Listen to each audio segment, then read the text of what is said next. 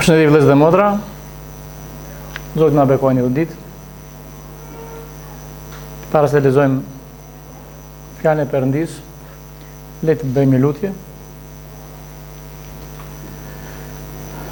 Perëndi i shenjtë, Zoti i qiellit dhe tokës, Aty në qiellor, duke të falendëruar në këtë ditë, qëndrojmë para Teje, o Perëndi, dhe lutemi për prezencën Tënde në zemrat tona, Perëndi, midis nesh o Atë. Lutemi që frymë e shenjtë të jetë me ne, o Perëndi, lutemi që Ti të na drejtosh, Ti na hapësh mendjet, zemrat o Atë, Ti të na mësosh dhe na edukosh. Ti të bësh të dukshme fuqinë Tënde midis nesh, o Zot, prezencën Tënde o Atë. Me fjala jote le të zerve në zemrat tona. Perëndi i shenjtë, lutem Atë që vërtet ato që Ti do nga shkrimi ju të na mësosh, Ti përcjellësh dhe Ti punosh në zemrat tona për ndërtimin e gjithsecilit prej nesh o Atë. Beko fjalën Tënde jo vetëm këtu midis nesh, po kudo ku ndahet Ungjilli, kudo ku predikohet e vërteta jote, lajmi i mirë i shpëtimit dhe lavdia të takon Ty o Perëndi.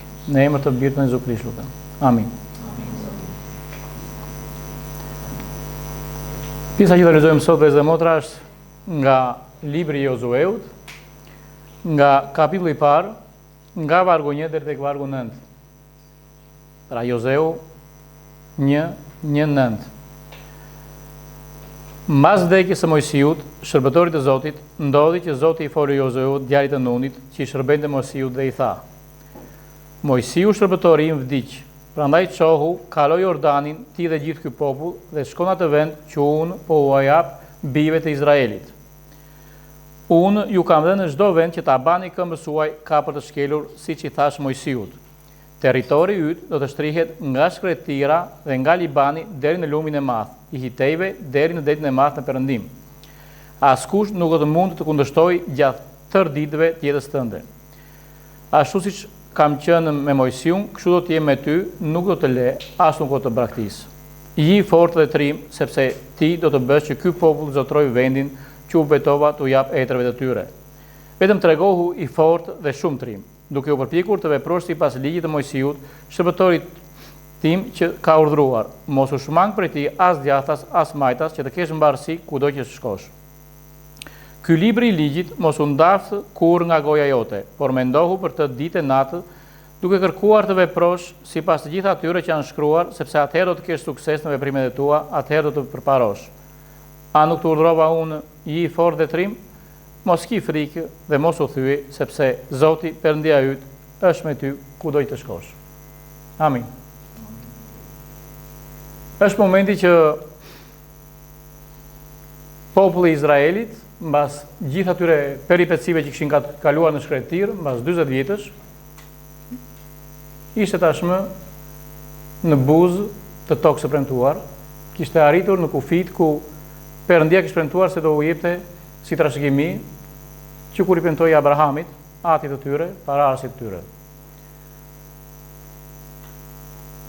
Ishte deri tani, siç e lexuam, Mojsiu dhe i tyre, nëpërmjet Mojsiut, Perëndia kishte vendosur të udhëhiqte popullin dhe t'i shonte në tokën e premtuar, por për shkak të një rebelimi të vogël të Mojsiut, në një moment dobësie të tij, Perëndia vendosi që Mojsiu mos e shite tokën e premtuar.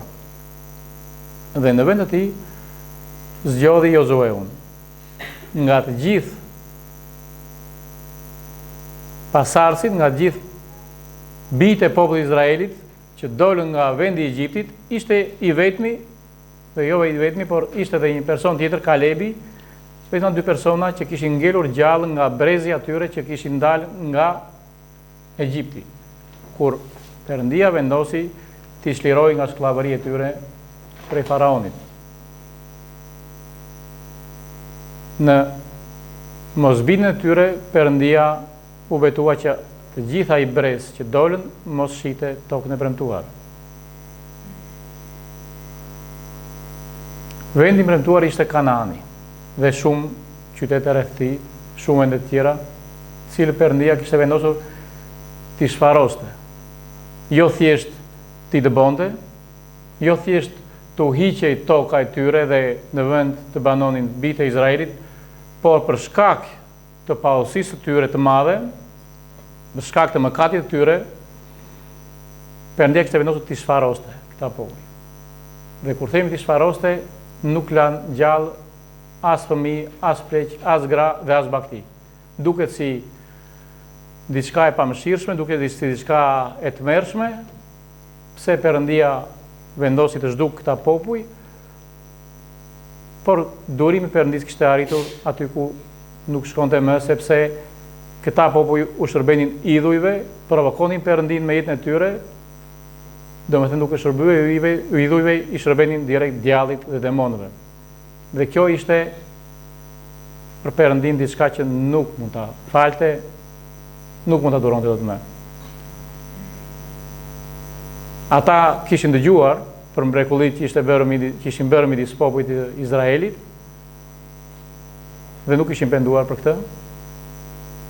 Në kapitullin pas shohim që tmerri i kishte kapur, tmerri i Perëndisë dhe i popullit të Izraelit, por jo se u penduan për jetën e tyre, jo se kërkuan Perëndinë e Izraelit, por vazhduan jetën e tyre dhe kështu që Perëndia urdhron Jozueun që ky popull duhet të zhduket. Pse pikërisht Jozueu? Ai ishte më trimi nga ata që Perëndia zgjodhi, e ishte më i zgjuari apo në strategu aty? Nuk besoj se ishin këto aftësi të Jozueut, por pak më parë Jozueu kishte treguar një karakter shumë të mirë para Perëndisë, sepse kur shkoi me vëzhguesit e tjerë për të parë këtë tokë, kishte qëndruar besnik në të vërtetë dhe kishte raportuar të vërtetën që pa dhe kishte treguar besim te Perëndia. Kjo ishte arsyeja që Perëndia e zgjodhi për ta bërë udhëheqës të popullit të tij. Këtu shohim se e urdhëron që të mbajë me përpikmëri ligjin dhe të jetë trim. Pra i duhej një guxim që të shkonte për të pushtuar, sepse Perëndia zgjodhi që populli të hyjë dhe të luftojë, nuk zgjodhi Perëndia të shfaros popullin vet nëpërmjet një engjëlli, nuk e di, siç veproi në Egjipt me të paralindurit, kur goditi Egjiptin dhe të paralindurit, kur shkaktoi gjithë ato plagë, dërgoi engjëllin e vdekjes. Atëherë nuk zgjodhi që populli luftoi, por veproi Perëndia vet. Në këtë rast shohim që Perëndia do bashkëpunëtor, do që ta bëj popullin e tij bashkëpunëtor në planet e tij, në ato që ai kishte vendosur. Pra do merrni tokën e premtuar, por do çojni dhe do shkoni aty të luftoni. Nuk do u jap kështu duke ndënjur në çadrat tuaja, sepse edhe atë mund ta bënte Perëndia, ashtu si në raste të tjera kur shkaktonte tmerr në kampet e armiqve, që ata luftonin me njëri duke mos kuptuar se çfarë ndodhte. Jo, populli i Izraelit duhet të shkonte të luftonte. Dhe për këtë urdhëron Jozueun që të bëjë gati popullin, të ndjekë rregullat që Jozueu i urdhroi, duke i dhënë autoritet që populli ta dëgjonte dhe t'i bindej. Dhe shohim në kapitullin pas që bën një mrekulli tjetër Perëndia, ashtu si dhe tani këngën sapo pam dhe kënduam, pam dhe atë pamjen me detin e hapur, ashtu si kishte hapur dikur detin dhe kaloi populli, tani për të kaluar populli i Izraelit hapi lumin e Jordanit, një lum i madh, plot e për plot, me ujë, bëri që të ndahen ujërat dhe ndaloi pjesën e sipër me të rrjedhjes që populli të kalonte dhe madje priftrinte të rrinin në mes të lumit, të shtratit të lumit, derisa gjithë populli të kalonte. Ishte një pamje prap, një mrekulli që Perëndia bëri dhe më pëlqeu shumë sepse nuk isha diell në kaluar, por vllai Bledi me sa pash internet kishte zgjidhur si temë atë që kënduam Zoti hap rrugën. Dhe ajo që më ngeli në mendje nga ato që vllai ndau ishte që kur kaluan nëpër det, që pa ato muret e ujit të ngritura, nuk ishte thjesht të nxitojmë të ikim nga ky rrezik, por të kujtohemi që Perëndia na mbron nga ky rrezik, do na mbrojë edhe më tej. Dhe ishte prap momenti kur në Jordan do i mbronte Perëndia dhe të kishin besim sepse kishte bërë edhe më përpara. dhe nga shumë rreziqe të tjera i kishte mbrojtur. Domethënë, nuk thirremi që të ikim me vrap nga një rrezik o Zoti na ruajt, por të kemi besim në ato çaste kur rreziku vjen tek ne dhe ne nga ana jon nuk dim çfarë të bëjmë, nuk kemi forca ta përballojmë këtë rrezik. Por i dorëzojmë në dorë Perëndis sepse ai premton. Mos ki frikë, sepse unë jam me ty. Mos u thyej, sepse kujtoj që shkosh, unë do të jem me ty. Pra, nuk ishte trimiria e Jozueut që bëri që të vi fitore në popullin e Izraelit, por ishte dora e Perëndis që veproi nëpërmjet Jozueut. Dhe që ishte Perëndia me ta duke dhe më pas, sepse ata morën zemër, duke marrë zemër nga kjo fitore e madhe, mbasi ranë muret e Jerikos, e dim historinë, mbasi shkuan 7 herë rrotull dhe bërtit populli, ranë muret, secili u turr përpara dhe korën fitore. Më pas një grup prej tyre shkoi në qytetin e Ajit për ta pushtuar dhe të, por atje shohim se Perëndia nuk ishte me ta, sepse kishte ndodhur një mëkat në popullin e Izraelit.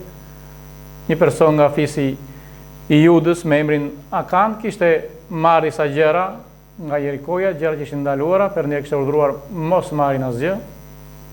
Ati i pëlqyen disa sende dhe i mori, kështu që mëkati hyri në popull dhe ata u thyen para popullit të Ajit, ata i ndoqën, i vun para, madje vranë disa prej tyre, dhe kështu populli aty ku ishte i entuziazmuar për fitoren, aty ku ishte shumë i sigurt për fitore, u ra në pendet do themi, u dëshpëruan, pse ndodhi kjo, dhe zemra tyre u ligështua. Por mbasi Jozueu komunikoi me Perëndin, Perëndia u bëri qartë që ka një mëkat në popullin tënd, dhe duke nxjerrë me radhë fis mas fisi, familje mas familje, arriti te personi që kishte kryer mëkat dhe ai person u shfaros nga populli që të hiqet mëkati. Kjo pamje që Perëndia është gjithmonë ai që ka fitore, duhet na shoqërojë gjithmonë vëllezër dhe motra, sepse nuk ishte vetëm te ky kapitulli i Jozueut apo te Isaia që thotë mos ki frikë sepse unë jam Perëndia yt, do jem me ty, dhe mund të gjejmë vargje pafund në Bibël dhe në Leatën e Re që na përkasin ne që Perëndia thotë që mos ki frikë, por vazhdo sepse unë jam me ty. Duke medituar dhe kësaj teme, më erdhi në mendje një ikon, një video që unë kisha parë nga interneti. Në kohën e lirë më pëlqen të shoh video të ndryshme dhe midis tyre dhe video me kafsh. Besoj se shumë prej jush mund ta kemë parë këtë video. Ka dalë para shumë vitesh, kështu që duket që është origjinal, duket këto që bëhen sot me inteligjencën artificiale që bëhen aq shumë origjinale sa disa e ke të vështirë ti kuptosh nëse vërtet janë të ndodhur apo i kanë të krijuara. Kjo ka shumë vite që ka dalë dhe me sa di ka marrë dhe çmime. Është një arush i vogël që ishte larguar nga ema, nga pylli, dhe brithte, lodronte për atë natyrën e bukur të pranverës, kur në moment shfaqet një luan mali, një pumë, dhe fillon të bredh pas tij për ta kapur, për ta shqyer. Ishte arush i vogël, nuk ishte i madh. Nuk e din se ju kujtua ndonjërit. Arushi fillon të bredh, luani nga mbrapa, deri në moment gjendet në një mos rrugdalje, ishte vetëm një trung mbi një lumë dhe shkonte deri në mes të lumit trungu. Arushi, duke mos pasur rrugë të kthyehet mbrapa, hip mbi trung, deri në vend i u thyet dega, ra në lumë, luani vazhdon ta ndjek. Domethënë i doli nga poshtë lumit dhe prapë përballë me të, s'kishte ku shkonte më dhe e sulmoi luani, filloi ta gjakos. Arushi duke u rritur filloi të kërcënoi dhe ai me instiktin e një kafshe. Dhe në një moment kur Arushi po u lërinte, po kërcënonte, puma duke se u zbraps. Si ka mundësi që u trem nga një arush i vogël. Kur nxjerr kamera më tutje, ishte nëna e Arushit që kishte ardhur dhe ishte ngritur më kemë një ari i madh shumë dhe puma s'kish rrugë tjetër, u zbrapze, u largua. Kështu që kjo na kujton shumë me kë kemi të bëjmë dhe kush ai që na mbron ne. Madje këtë video paracakosh e kishte vënë në internet një vëllai ynë në Krish, një grek, dhe paralizonte këtë historinë e atit ton që na mbron nga djalli. Nuk ishte një kafsh do si do, ishte një luan, dhe djalli gjithashtu në shkrim na paraqitet si një luan. Nuk është një armik i dobët, nuk është ashtu si vllai ynë e quan satanki, s'është as pak satanki, është satani, djalli luani vrumbullues që kërkon të përpi këdo që gjen të pambrojtur, anti është larguar nga Perëndia. Por lavdi Perëndis që ne kemi luanin e Judës. Ne i përkasim Perëndis nëpërmjet Jezu Krishti dhe Jezu Krishti na paraqitet në Biblë si luani i Judës që ka mundur vdekjen, ka mundur djallin, ka mposhtur pra fuqinë dhe ka zhveshur nga pushteti i Satanit, kështu që nuk ka pse të kemi frikë kur ai na sulmon, ashtu si ai luan sulmoi Arushin dhe ne do na sulmoj dhe ne do gjendemi para rreziqeve, ndoshta jo kaq të dukshme sa ky rast që paraqita, por shpeshherë me dinakri, shpeshherë me mënyrat e tij që duhet të jemi të lidhur fort me Perëndin që t'i kuptojmë rritat që ai ngre, kurthet që ngre ndaj nesh, prandaj dhe Perëndia porosit këtu qartë Josueun dhe thot ky libër i ligjit mos u ndaft kur nga goja jote, por mendohu për të ditë e natë duke kërkuar të veprosh sipas të gjitha atyre që janë shkruar, sepse atëherë do të kesh sukses në veprimet tua. Pra, vëllezër dhe motra, jemi të thirrur që shkrimin ta njohim shumë mirë, të meditojmë rreth tij dhe ta kemi në mendje dhe në zemër, duke e përdorur si armë kundër të ligut, duke qenë të mbushur me frymën e shenjtë, sepse pa fuqinë e frymës së shenjtë nuk mund të bëjmë asgjë. Ashtu si dëshmori Stefan kur u përball me njerëz të ligj që e vran me gur, na thuhet në shkrim që ishte i mbushur me frymën e shenjtë, kështu që nuk pati frikë. Nuk pati frikë sepse pa qiellin e hapur, pa Jezu Krishtin djathtë të Perëndis dhe pati dhe fuqi kundër vdekjes, pra mos trembe dhe zbrapsej, dhe pati dhe fuqi të falë madje ata që po e godisni me gur për ta vrarë. Është për të marrë shembull, sepse ndonjëherë na duke vetja shumë të vegjël dhe themi ata janë heronjtë të besimit. Të gjitha që ne lexojmë në Bibël, qoftë në Dhjetën e Vjetër, qoftë në Dhjetën e Re, kur bëhet fjalë për palin apo shumë të tjerë, na duket sikur ata ishin gjigantë. Ata kishin forcë të përballeshin me djallin, kishin forcë të përballeshin me ligësinë e kësaj bote, dhe kështu që Perëndia i përdori. Nuk duket se ishte fuqia e tyre, po ishte dorëzimi i tyre në dorën e Perëndis. Pra ishte dorë e Perëndis që vepronte me ta, sepse në shkrim mund të lexojmë shumë histori të njerëzve që dikur patën guxim, por dhe momente kur ishin të dobët dhe kishin frikë për jetën e tyre. Siç mund të lexojmë për Elian, një nga profetët e mëdhenj të Perëndis që luftoi dhe mposhti 450 profetë të rrem, por një moment nga profetesha e rrem Izabel u trem sepse donte ta vriste dhe u zhduk në shkretir. Ishte dorë e Perëndis që e fuqizoi dhe e ngriti prap. Kemi Davidin, që na duket gjigant, i paarritshëm, sepse ishte guximtar që në fëmijëri, që ishte djalosh kur ai rrëfen që ishte përballur me Luan dhe me Arik, ishte vrarë për të mbrojtur delet, ishte ai që u përball me Goliathin, gjigant i tmerrshëm që askush nuk mund të përballej me të, ai u përball dhe e mundi në emër të Perëndis. Por pati momente kur ai u trem nga biri i tij kur e përndiqte, nga armiqtë e tij, dhe shohim shumë herë në psalmet kur thotë që janë të shumtë dhe jam të fortë se unë ata që më përndjekin, por ti je streha ime. Ti më shpëton nga duart e tyre. Pra, nuk është guximi njerëzor ai që na shpëton, por është guximi që vjen nëpërmjet besimit tonë në Perëndin, nëpërmjet dorëzimit, nëpërmjet bindjes. Ashtu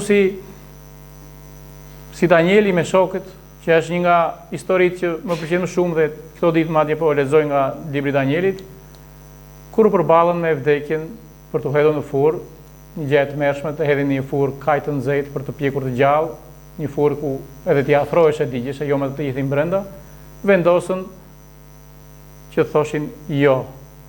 Mbretit nuk do të adhurojmë figurën, nuk do bëjmë idhujtari, po do qëndrojmë të fortë në Perëndin, sepse vetëm atë do adhurojmë, duke pasur jo vetëm besim, por vendosmëri që sikur mos na shpëtoi Perëndia, ne nuk do ta bëjmë këtë. E dim historinë që Perëndia i shpëtoi në mënyrë të mrekullueshme dhe u mrekullua dhe mbreti dhe i vuri në pozitë të lartë, por nuk ishte heroizmi i tyre, ishte dëshira për të qëndruar në Perëndin. A na duhet sot guxim neve? A i duhet sot kishës guxim i tillë? Sigurisht vëllezër e motra. Kemi shumë vargje që mund të lexojmë që se si Perëndia na jep zemër, Perëndia thotë merrni zemër, guximi juaj mos u pak. Kini paqe në mua, sepse shumë gjëra ndodhin, sepse ne nuk jemi thirrur për të qëndruar kështu në indiferencë, por të bëjmë të ditur dëshminë tonë kujt i përkasim dhe kush jemi. Në tetor që kishim konferencën, vllai foti ndau ca broshura, revista, titulluara Zëri i martirëve në përbot, nuk e di sa prej nesh e morëm atë dhe nëse i hodhëm në një sytë të shohim se çfarë bëhet me kishën. Është vërtet për të lutur dhe për të medituar se çfarë i ndodh kishës në botë. Nuk janë vetëm ato vende që ne mendojmë, ato pak shtete islamike apo komuniste ku ne mendojmë se përndiqet kisha, janë dhe shumë shtete tjera ku nuk ta merr mendja që u përndjekan të krishterët. Dhe po vjen rradha jonë, vëllezër. Nuk është larg. Ndoshta ne nuk jemi të thirrur që të shkojmë misionar në këto vende për të përhapur Ungjillin, ndoshta nuk e ndjejmë, ndoshta nuk kemi aq guxim, ndoshta nuk është kjo thirrja jonë, por dal nga dal po vjen afër nesh një rrezik që me cilin ne duhet të përballemi.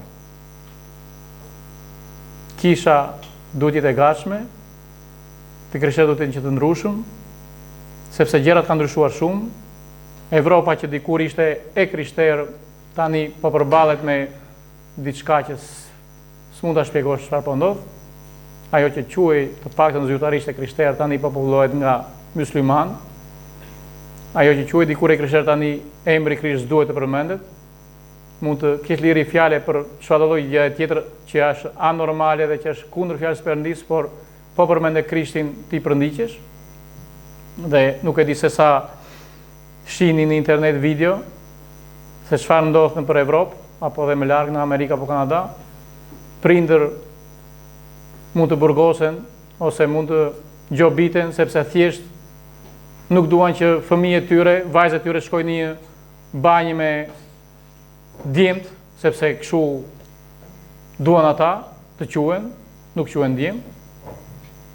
Dhe prindri që s'do ta pranojë këtë gjë do përndiqet. Mësues që nuk pranojnë të thresin djalit me emër vajze, pra përndiqen, sepse kështu po thot agenda globale, kështu quhet. Domethënë ti duhet të respektosh drejtat e tyre, por jo drejtat tua. Atë besimin tënd ti s'duhet ta shpallësh, por duhet të respektosh të drejtat e atij që shpall atë që është mëkat kundër Perëndisë. Dhe nuk është vetëm kjo, nga një anë është agenda që po themi, nga ana tjetër është mbi popullimi me mysliman i Evropës. Ishte shokuese një video që pash para ditës në një nga qytetet më të mëdha të Gjermanisë, në Hamburg, ku në ditën e Krishtlindjes tani një nga tregjet e Krishtlindjes, turr me madhe islamikësh, bërtiste, nuk ka zot tjetër veç Allahut. ku në një vend të krishterë, në një vend që i ka me këpritur, nuk respektojnë të drejtat e vendit, nuk respektojnë besimin e vendasve, por mundojnë të imponojnë atë që ata mendojnë se është sakt, dhe që në fakt është atë që popujt e Kanaanit dhe përreth bënin. Pra të hedhin poshtë Krishtin. Është një luftë që po bëhet dhe po ngushtohet vërtet rrethi. Kemi dhe midis nesh situatë të vështirë, ndoshta jo të gjithë kemi ndjer atë dyndin e madhe të muslimanëve në Athinë, në Greqi. Në disa që jetojnë rreth qendrës, ndoshta e ndjejnë më tepër, ose ne që jetojmë në ndërtim, punojmë në ndërtim, shohim një ndryshim të madh në ambientet e punës.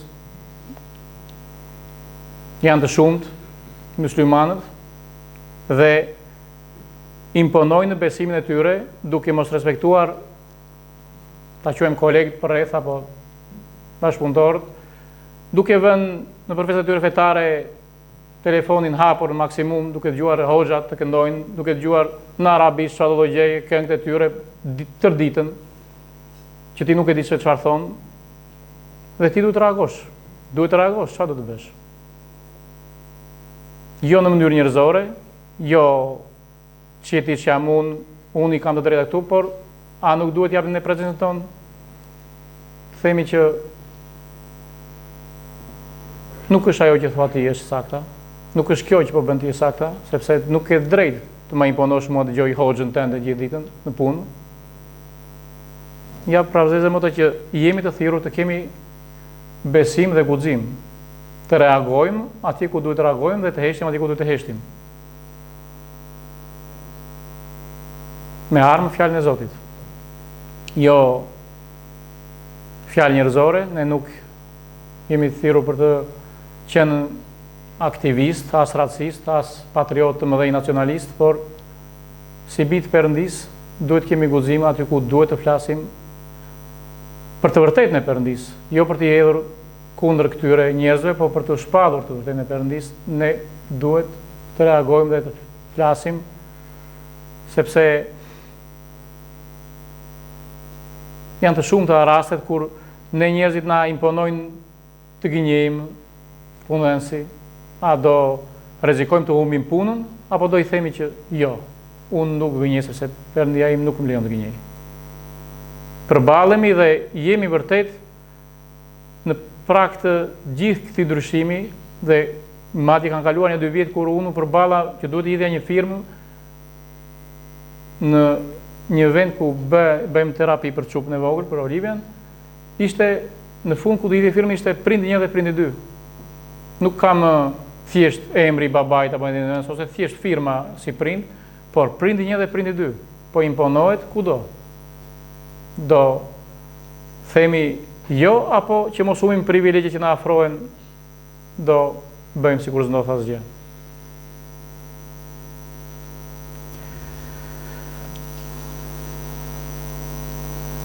Së fundi vëllezërit e mi, fuqizohen në Zotin dhe forcën e pushtetit të Tij. Nuk ka fuqi që mund na ngrerë ne si njerëz, përveç se fuqia e Perëndis. Përveç se duke qëndruar në dorën e Atij që mund të bëj ndryshim. Dua ta mbyll vëllezër dhe motra duke lexuar ka shumë vargje që flitet për frikën, që si ta largojmë frikën. Thotë 2 Timoteut 1:7, sepse Perëndia nuk na ka dhënë frymë frike, por forcë dhe dashurie dhe mendkthësie. Pra, fryma që është tek ne nuk na është dhënë një frymë për të tërhequr, një frymë frike që trememi nga këto fenomene që po ndodhin rreth nesh, por një frymë force, thotë, por dhe dashurie. Jo forcë për të luftuar me mënyra njerëzore, por me dashurinë e Perëndis. Do e mbyll duke lexuar himnin e fitores. Është tek Romakëve 8:31 deri te 39.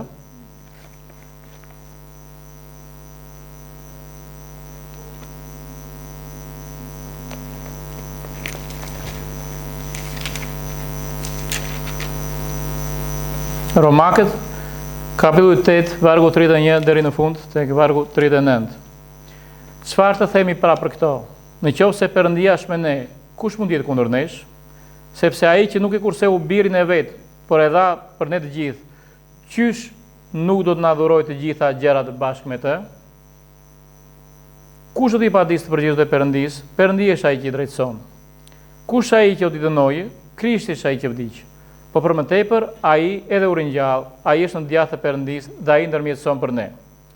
Kush do të na ndajë nga dashuria e Krishtit? Pikëllimi, angustica, a përndjekja, a uria, a të zhveshurit, a rreziku, a shpata, siç është shkruar, për shkakun tënd po vritemi gjithë ditën, u llogaritëm si dele për therrje.